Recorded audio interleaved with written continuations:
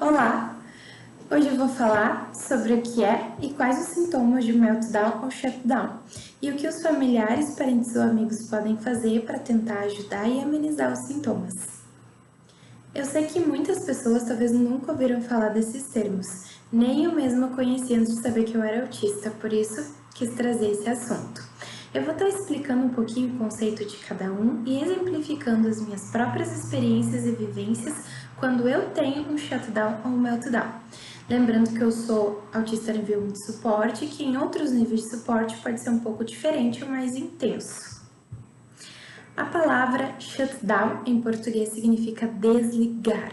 É quando a pessoa autista passa por um estado de desligamento, como se ela entrasse no seu próprio mundo mental, ficando mais quieta, sem energia para falar ou conversar, prefere se isolar e ficar em silêncio.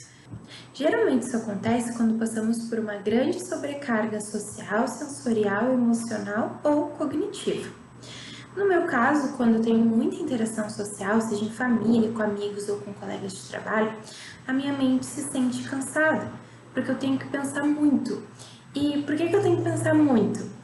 Porque eu preciso estar muito atenta e focada para ler a expressão corporal, as expressões faciais da pessoa e prestar atenção no que ela está falando ao mesmo tempo.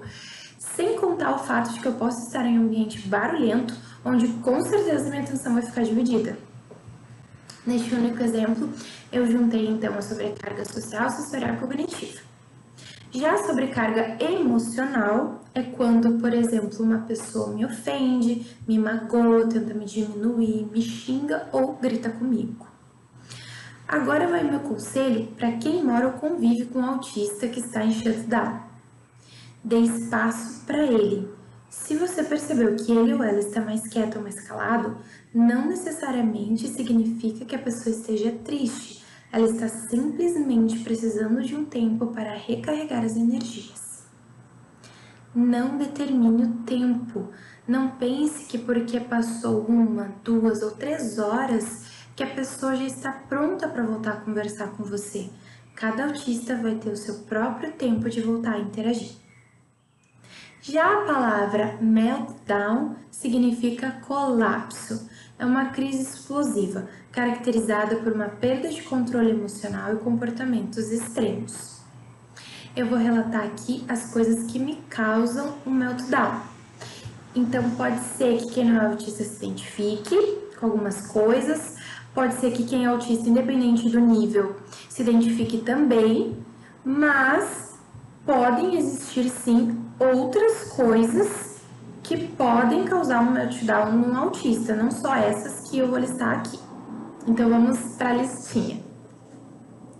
Sons muito altos, ruídos ou barulhos, mudanças de rotina, de planejamento ou mudar a ordem das minhas coisas, interferir repetidas vezes no meu processo, no que eu estou fazendo, ter que fazer muitas coisas ao mesmo tempo, eu surto. Não ter minhas expectativas atingidas ou serem frustradas por algo ou por alguém, pressão psicológica, preocupação intensa, interações sociais muito longas sem ter uma pausa ou um tempo em silêncio. Para quem mora ou convive com autista, aqui vai algumas dicas do que fazer e qual maneira de lidar em uma crise de meltdown. Dica 1. Se a pessoa começar a ficar nervosa, agitada, irritada e vocês estiverem em um ambiente com muitos barulhos, leve imediatamente para um lugar calmo. Dica 2.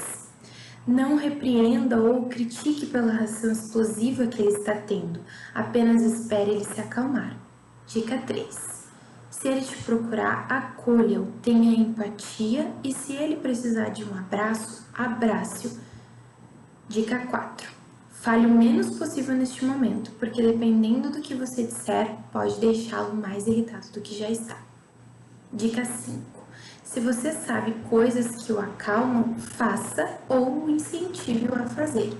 Por exemplo, tem pessoas que se acalmam fazendo aquelas técnicas de respiração. Outras olhando um filme, caminhando, dando uma volta na quadra, jogando algum jogo e por aí vai. Quero deixar claro aqui que o autismo não é uma doença, portanto não existe uma cura. Ele nada mais é do que um cérebro que pensa, se comunica, que entende, que se expressa, que sente e que processa as informações de uma forma diferente.